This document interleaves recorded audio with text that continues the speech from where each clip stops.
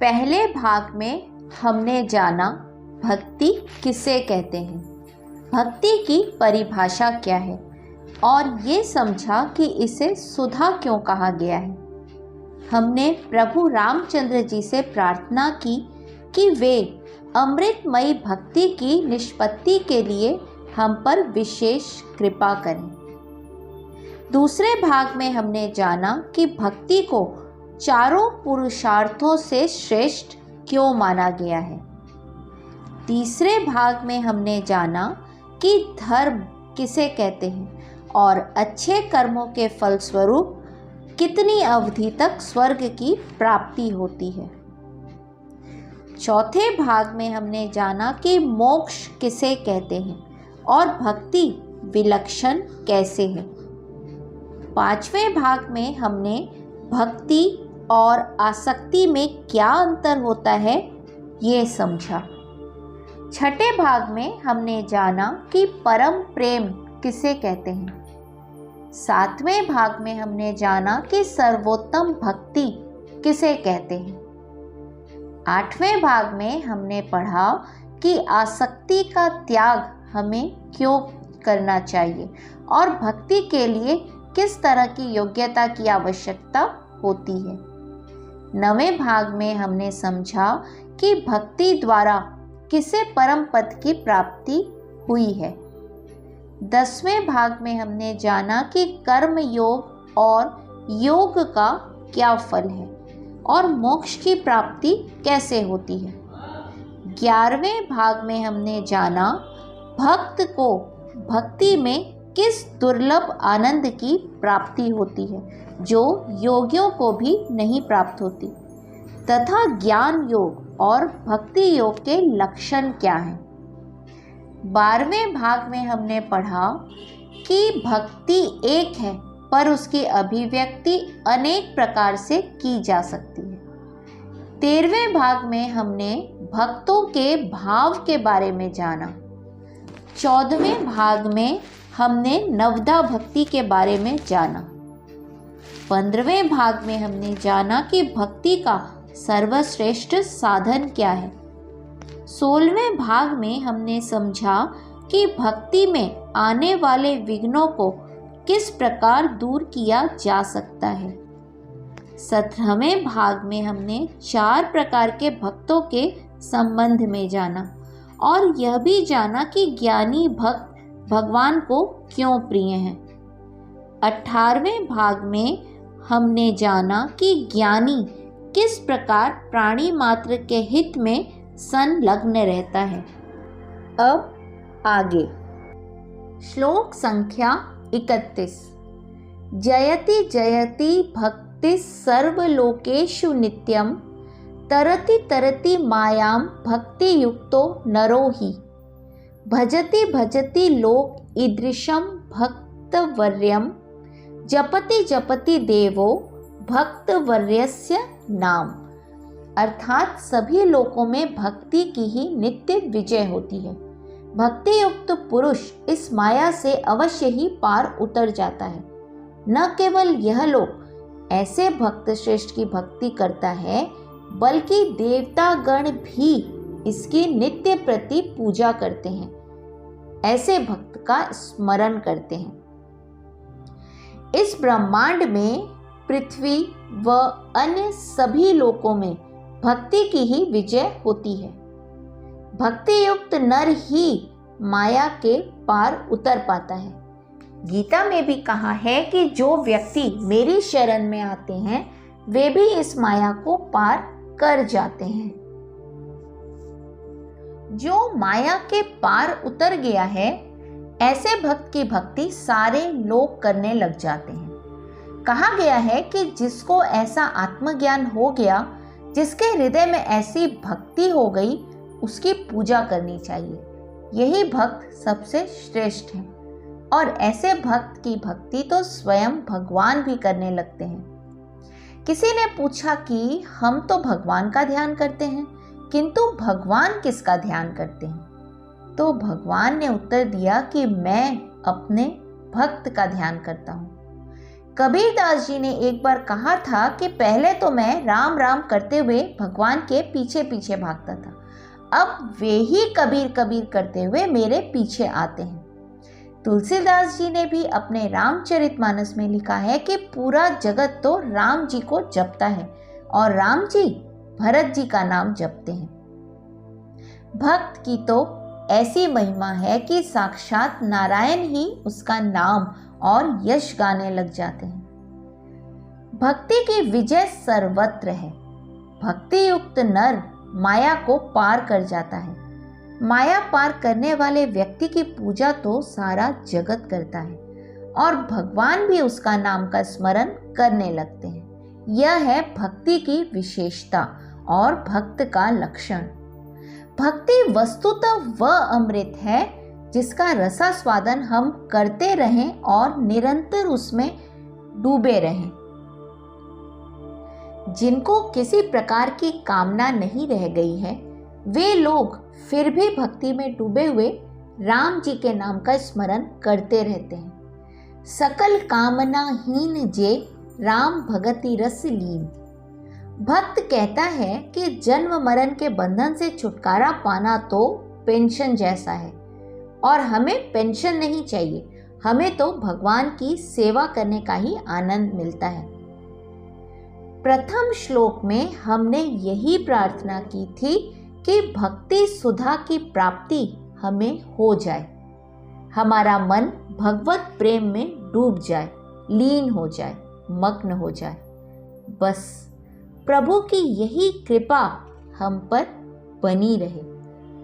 भक्ति सुधा के समस्त श्लोकों का अध्ययन हमने पूर्ण कर लिया और अब वक्त है इस पर मनन करने का, क्योंकि श्रवण का फल हमें तभी मिल सकता है जब उस पर पूरे मनोयोग से हम मनन करेंगे। और भक्ति सुधा के मनन के पश्चात भक्ति के संबंध में हमारी जानकारी पूरी तरह से पक्की हो जाएगी। भक्ति क्या है? भक्ति से तात्पर्य क्या है? तो प्रेम की परम अवस्था ही भक्ति कहलाती है। इसे यूं समझिए कि जब हमें कोई व्यक्ति प्रिय लगने लगता है तो हमारा मन हर समय हर पल उसी का चिंतन करता है, अर्थात उसके बारे में सोचना, उसकी बातें करना, उसके लिए कुछ करना हमें अच्छा लगता है। और तो और हम जब अकेले होते हैं तब भी हम मन ही मन उससे बातें कर रहे होते हैं, उसको अनुभव करते हैं, अपने आप में मुस्कुराते हैं। प्राय तो ऐसी अवस्था में लोग हमें पागल ही समझते होंगे, पर वास्तविकता में तो ये प्रेम होता है जिसके वशीभूत होकर हम अपनी सुध-बुध खो बैठते हैं। तो हमारा यही प्रेम जब उस परम सत्ता के साथ हो जाता है, उस अलौकिक प्रेम को भक्ति कहते हैं। अर्थात प्रेम का सबसे पवित्र, निर्मल, निश्चल, शाश्वत स्वरूप ही भक्ति है, जहाँ कुछ पाने की चाह नहीं होती, बस सिर्फ देने का, खुद को मिटाने का, लुटाने का मन करता है। किस पर? उस ईश्वर पर जिनसे हमने कोई नाता जोड़ लिया होता है, चाहे सखा का हो, चाहे दास का, चाहे मित्र का, चाहे पुत्र का, चाहे मातृत्व का। तो भक्ति भाव का प्राकट्य किसी भी रूप में हो सकता है। कोई फर्क नहीं पड़ता कि आपका भाव वात्सल्य भाव है या दास्य भाव, साख्य भाव है या कोई अन्य भाव। आवश्यक तो वह रिश्ता होता है जो हम प्रभु से जोड़ते हैं। प्रभु भी उसी अनुरूप हमसे जुड़ जाते हैं। अब भक्ति को सुधा क्यों कहा गया? तो सुधा का अर्थ होता है अमृत, यानी अमृत, अर्थात जो जीवन रूपी है। एक छोटे से उदाहरण से इसे समझिए कि आप कड़ी धूप में बहुत दूर से चलकर आए हों, तो आपको प्यास का लगना तो स्वाभाविक है, और ऐसे में कोई आपको पानी के बदले ठंडा दूध पीने को कहे या दूसरा कोई अन्य पेय दे तो आप क्या कहोगे कि मुझे दूध इत्यादि नहीं, बस थोड़ा शीतल जल दीजिए। आपकी प्यास यूं तो कोल्ड ड्रिंक्स भी बुझाते हैं, फ्रूट जूस भी बुझाते हैं, परंतु उस समय आपको जल ही जीवनदायिनी प्रतीत होता है, वही अमृत लगता है, क्योंकि आपको उसने तरोताज़ा किया उस वक्त जब आप लगभग कुम्हला से गए थे कड़ी धूप की वजह से। ठीक वैसे ही भक्ति वो अमृत है जो हमारे जीवन को परमानंद से भर देती है। जैसे कोई फल जब बहुत मीठे मीठे रस से भरा होता है तो उसको खाने में भी कितना मधुर स्वाद लगता है, वैसे ही जब भक्ति हमारे जीवन में आती है तो वो हमें अंदर तक तृप्त, संतुष्ट, पूर्ण कर देती है। भक्त ईश्वर से एकीकार हो जाता है और उसे किसी और की आवश्यकता नहीं पड़ती। जैसे गोपियां कृष्ण प्रेम में सब कुछ भूल जाती, बांसुरी की मीठी तान सुनते ही सुध-बुध खो देती। तो इस भक्ति रूपी फल का रस है आनंद रूपी अमृत, जिसमें भक्त नित्य गोता लगाता रहता है। ये आनंद उसके नेत्रों से, उसकी वाणी से, उसके रोम रोम से झलकता है। भक्ति केवल अज्ञानी, विचारहीन, भावुक प्रकृति के व्यक्तियों के लिए ही नहीं होती, अपितु भक्ति तो सभी के लिए होती है। कोई भी ज्ञानी या अज्ञानी, बुद्धिमान या मूर्ख, अमीर या गरीब, विचारवान या विचारहीन, सभी भक्ति कर सकते हैं।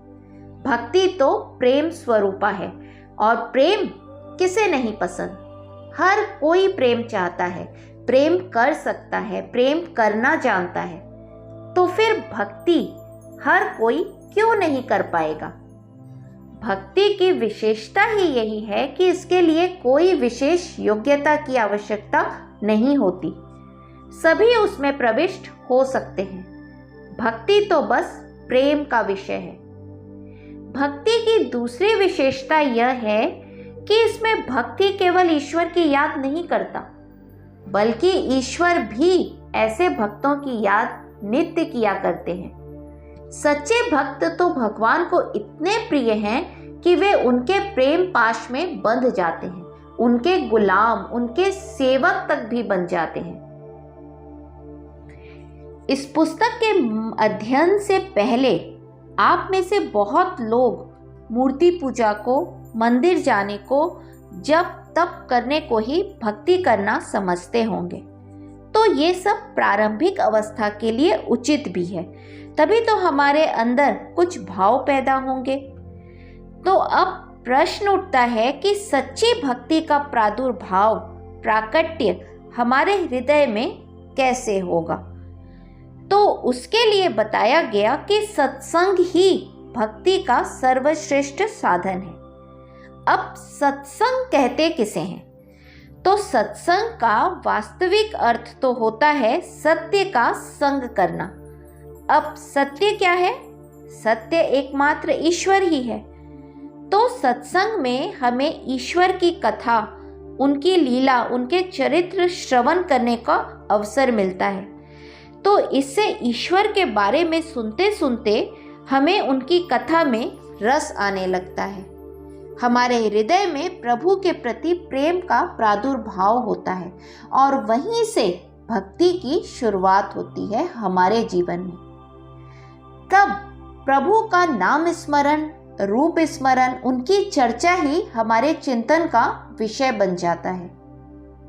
ईश्वर की तरह भक्तों की भी विचित्र महिमा होती है। कभी भक्त ईश्वर पर सब कुछ वारने को तैयार हो जाता है तो कभी भगवान से रूठ जाता है, कभी उनको मनाता है तो कभी डांट भी लगाता है। परंतु प्रभु तो हर हाल में, हर सूरत में मुस्कुराते ही रहते हैं। भगवान स्वयं कहते हैं कि मुझे रीछ के भजो या खींच के, मुझे बस तुम भजो, फिर मैं उसमें भी तुम्हारा कल्याण ही करूँगा।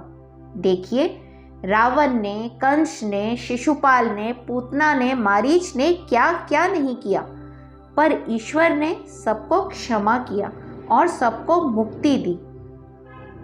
भक्त को इतना उच्च स्थान देते हैं भगवान।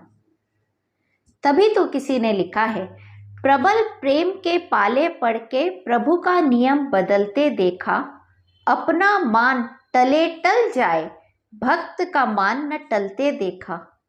जिनकी केवल कृपा दृष्टि से सकल विश्व को पलते देखा, उसको बाल सखा मंडल में लेकर गेंद उछालते देखा।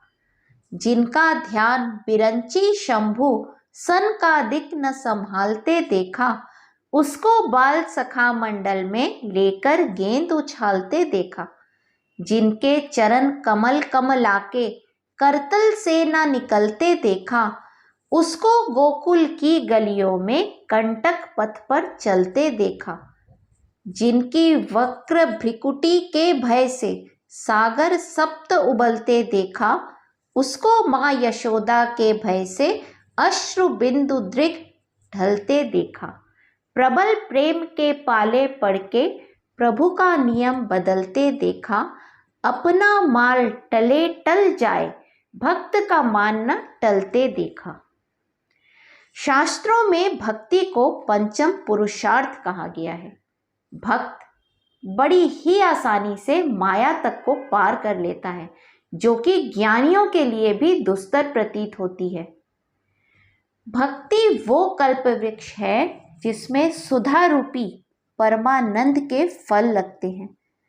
अतः हमें भी यही प्रार्थना करनी चाहिए कि हमें ईश्वर से सच्चा प्रेम हो, सच्ची भक्ति हो, हमारा मन प्रभु प्रेम में सराबोर रहे, मग्न रहे, लीन रहे। ऐसी कृपा ईश्वर हम पर करें। ओम तत्सत। हरि ओम।